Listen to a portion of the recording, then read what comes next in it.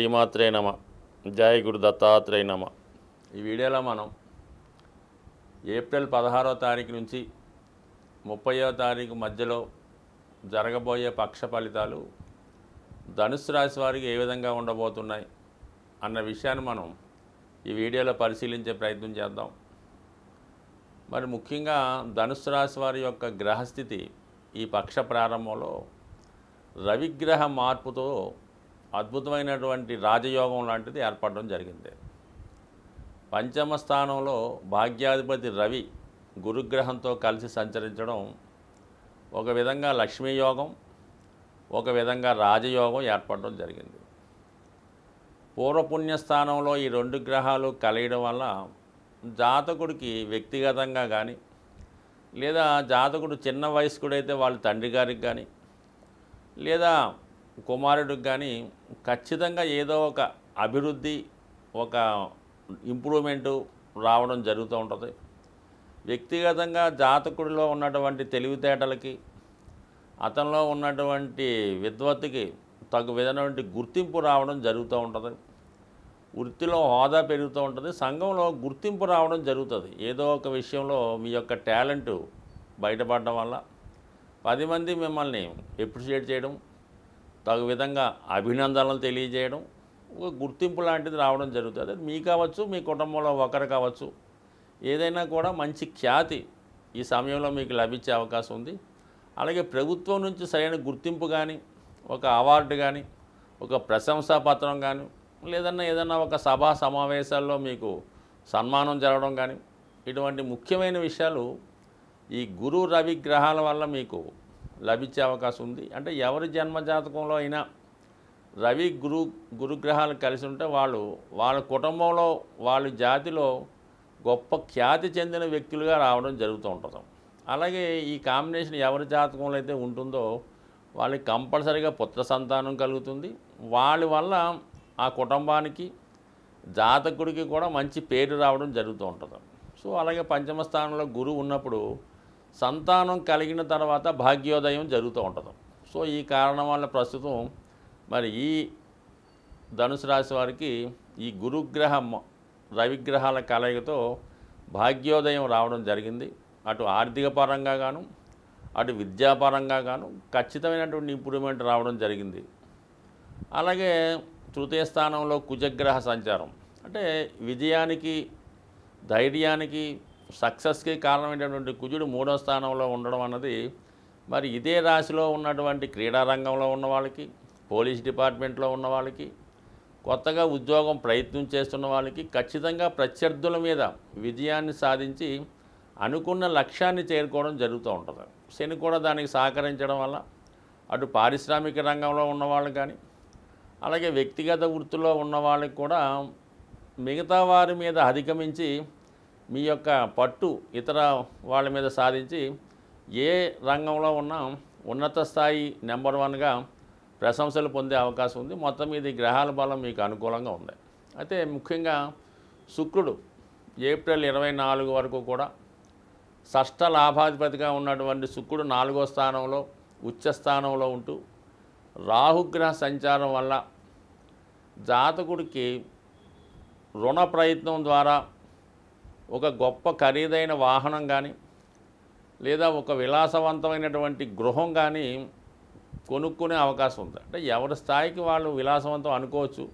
But కానీ ప్రస్తుతం శుక్రరాహుల కలయిక అంటే శుక్రుడు షష్ఠ లాభాధిపతిగా తొందరగా ఈ ధనుసు రాశి వారికి రుణం దొరుకుతూ ఉంటుంది. అయితే తీర్చడం చాలా కష్టమవుతుంటుంది. సో ప్రస్తుతం అటువంటి శుక్రుడు రాహుతో కలిసి చతుర్థ స్థానంలో ఉచ్చులో ఉండడం వల్ల కంపల్సరీగా జాతకుడు ఖరీదైనటువంటి వాహనం కొనుక్కునే ప్రయత్నం చేస్తాడు. అతనికి ఒక 10 లక్షల కారు సరిపోద్ది అనుకుంటే ఒక 70 లక్షల కారు రుణం చేసి కొనడం కానీ, అతని స్థాయికి ఒక ₹1 కోటి ఇల్లు సరిపోద్ది అనుకుంటే ఒక 4 కోట్ల ఇల్లు కొనడం జరుగుతుంటుంది. అంటే రాహు ప్రభావం వల్ల, ఇతరులు ఎంకరేజ్ చేయడం వల్ల టెంపరీగా మాత్రం ఈ విధంగా అనుకోకుండా రుణంలో పడిపోయే అవకాశం ఉంది. అది బయట వారికి చాలా గొప్పగా కనబడుతుంటుంది. వ్యక్తిగతంగా జాతకుడికి ధీమా కనబడుతుంటుంది. కానీ తర్వాత దాని యొక్క విషయం అర్థమవుతుంటుంది. కాబట్టి ఇప్పుడు ఏదైనా మీరు కొందామనుకుంటే మీకు ఎంతవరకు అవసరమో, మనం ఎంతవరకు దాన్ని భరించగలమో దాన్ని చూసి కొనాలి తప్ప ప్రస్తుతం ఉన్నటువంటి మీ యొక్క అభివృద్ధిని ఇదే కంటిన్యూ అవుతుంది, మనం నెలకి 10 లక్షలు సంపాదించి అనుకుంటాం మాత్రం ఖచ్చితంగా ఫ్యూచర్లో దెబ్బతింటారు. కాబట్టి జాగ్రత్తగా ప్లాన్ చేసుకోకపోతే తర్వాత ఇబ్బంది పడే అవకాశం ఉంది. అంటే బుధుడు వక్రించి ఉండడం వల్ల మీ యొక్క అంచనాలు తారుమారు చేసే సూచనలు ఉన్నాయి కాబట్టి జాగ్రత్తగా ఆలోచించండి. అయితే ఉన్నత విద్య అవకాశాలు మాత్రం జాతకుడికి పుష్కలంగా ఉన్నాయి ఈ సమయంలో. అంటే బుధ శుక్రులు ఎవరి జన్మ జాతకంలో కలిసి ఉన్న, ముఖ్యంగా ఇప్పుడు అయితే విద్యార్థులు ఎంసెట్ కొరకు కానీ మెడికల్ ఎంట్రన్స్కి వెళ్తున్నారో వాళ్ళ జాతకంలో ఈ 2 గ్రహాలు కలిసి ఉంటాయి. అంటే శుక్రుడు బుధుడు, లేదా గురువు బుధుడు, లేదంటే గురువు శుక్రుడు. అంటే ఈ 3 గ్రహాలకి ఒకదానికి కనెక్షన్ ఉంటూ అవి 6, 8, 12 భావాలతో సంబంధం ఉంటే మెడికల్ వృత్తిలో మెడికల్ ఎంట్రన్స్లో బాగా రాణించగలుగుతారు. అయితే ధనుసు లగ్నం వారికి ఎలా ఉండదంటే ఖచ్చితంగా ఒకసారి ఫెయిల్యూర్ వచ్చిన తర్వాత సక్సెస్ వచ్చే అవకాశం ఉంటుంది.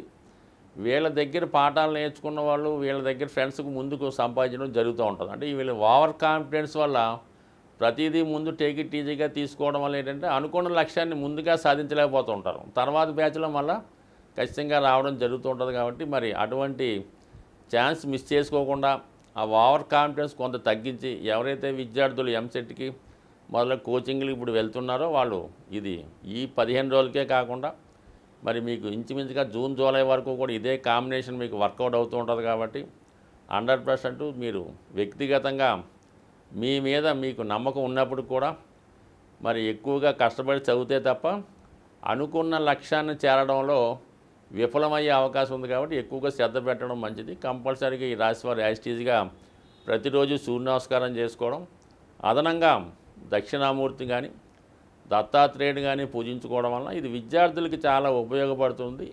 పండితులు అటువంటి విద్యారంగంలో ఉన్న ఉపాధ్యాయులు కానీ ప్రొఫెసర్స్ కానీ మంచి గుర్తింపు అవకాశం కూడా మరి ఈ సమయంలో వచ్చే అవకాశం ఉంది. కాబట్టి ఇటు విద్యార్థులు అటు ఉపాధ్యాయులు అందరూ కూడా అటు దక్షిణామూర్తి ఆరాధన, సూర్యుని యొక్క ఆరాధనతో చేసుకోవడం వల్ల 100% ఉన్నత స్థాయి విలువలు, ఉన్నత స్థాయి సక్సెస్ సాధిస్తారని ఆశిస్తూ ప్రస్తుతం ఉన్నటువంటి గ్రహ సంచారాన్ని మనం పరిశీలించినప్పుడు మామూలుగా మనకి ఏప్రిల్ 25వ తారీఖు నుంచి శుక్రమౌఢ్యమి ప్రారంభం అవడం జరుగుతుంది. ఈ శుక్రమౌఢ్యం ప్రారంభమైనప్పుడు వివాహాలన్నీ సాధారణంగా చేయరు.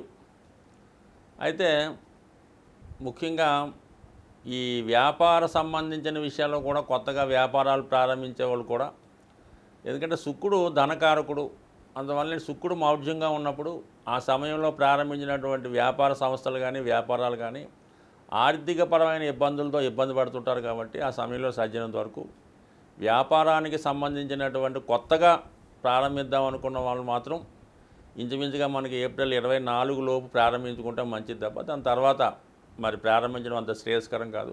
నా అనుభవపూర్వకంగా చాలా గమనించిన తర్వాత ఈ విషయాన్ని జూడీగా చెప్పడం జరుగుతుంది. ఇంకా వివాహాలు ఈ ఆధారంగా ఎటు జరగవు, అది పక్కన పెట్టండి. అలాగే ముఖ్యంగా మనకి ఇంచుమించుగా రాబోయే శ్రావణ మాసం దాకా కూడా వివాహ ముహూర్తాలు లేకపోవడం వల్ల చాలా వరకు వివాహానికి సంబంధించిన విషయాల్లో తొందరపడడం జరుగుతూ ఉంటుంది. బట్ ఏదైనప్పుడు కూడా మరి శ్రీరామనవమి తర్వాత కళ్యాణం చేద్దామని చాలామంది ఎదురు చూస్తూ ఉంటారు. బట్ అనుకోకుండా ఈ శ్రీరామనవమి 17వ తారీఖు ఏప్రిల్ తర్వాత కొద్దిపాటి ముహూర్తాలే ఉండడం జరిగింది. సో ఈ కారణం వల్ల ఏంటంటే మరి కొంతమంది వివాహం నిశ్చయం అవ్వకుండా ఇంకా చాలా టైం ఉందని ఎవరైతే తొందరపడి ఇబ్బంది పడుతుంటారో వాళ్ళ తల్లిదండ్రులు కంపల్సరిగా, అంటే శ్రీరామనవమి ఎక్కడైతే మరి శ్రీరామనవమి రోజు సీతారాముల కళ్యాణం జరుగుతుందో ఆ కళ్యాణంలో మరి ఎవరికైతే సంతానానికి వివాహం జరగక ఇబ్బంది పడుతున్నారో వాళ్ళు కంపల్సరిగా ఆ తల్లిదండ్రులు వీలైతే సొంతంగా మీరు కళ్యాణం చేయించుకోవచ్చు. లేదంటే ఆ కళ్యాణంలో పాల్గొనడం అన్నది 100% విధి విధానంగా ప్రారంభం నుంచి ఎండింగ్ వరకు కూడా జాగ్రత్తగా అందులో పాల్గొండి. మరి అక్కడ ఉన్నటువంటి సీతారాములకి వాడినటువంటి తలంబ్రాలు వాడతారు కదా, బియ్యం అది తలంబ్రాలు, ఆ తలంబ్రాలు కొన్ని మీరు తీసుకొని కాబోయే ఎవరికైతే మీరు వివాహం చేద్దాం అనుకుంటున్నారో ఆ అబ్బాయికో తల మీద జల్లడం వల్ల చాలా తొందరగా మళ్ళీ వచ్చే శ్రీరామనవమి జరగకుండా వివాహం జరిగే అవకాశం ఉంది. అలాగే వివాహం కాని అబ్బాయిలు కానీ అమ్మాయిలు కూడా విడిగా కూడా పాల్గొవచ్చు. వాళ్ళకన్నా పేరెంట్స్ పాల్గొనడం వల్ల చాలా ఎక్కువ ఫలితం ఉండే అవకాశం ఉంది. మరి చాలా సందర్భాల్లో ఏంటంటే కొంతమందికి అందుబాటులో లేకపోవచ్చు, కొంతమంది దూర ప్రాంతంలో ఉండొచ్చు, విదేశంలో ఉండొచ్చు. వాళ్ళు మనకి భద్రాచలంలో జరిగినటువంటి సీతారామ కళ్యాణం లైవ్ ఇస్తారు కదా, శ్రద్ధగా కళ్యాణం ప్రారంభమైన దగ్గర నుంచి ఎండింగ్ దాకా చాలా జాగ్రత్తగా చూడండి.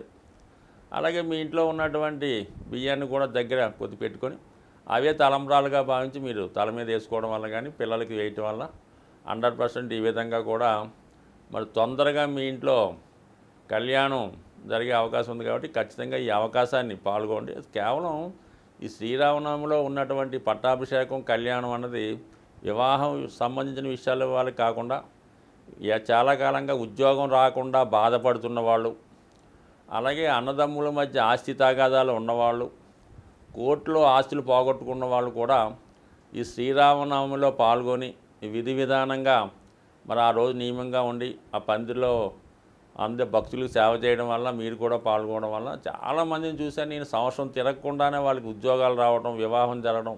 మీ ఎంత స్థాయి ఉంటుందో అంత స్థాయి కంపల్సరిగా ఈ సీతారాముల కళ్యాణం మీరు పాల్గొండి.